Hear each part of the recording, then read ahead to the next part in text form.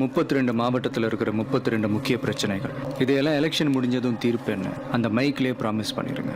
இதையெல்லாம் சால்வ் பண்ணா வறுமை போயிடும். வறுமை போயிட்டா ஓட்டுக்கு காசு வாங்குவானா?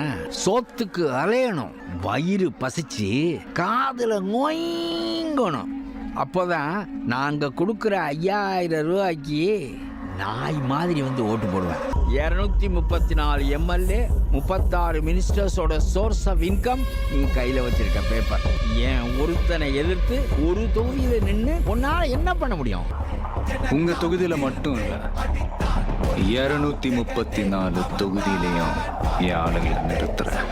உங்ககிட்ட அவ்வளவு பணம் இருக்கா? ஒரு நாள் எழுந்தான்.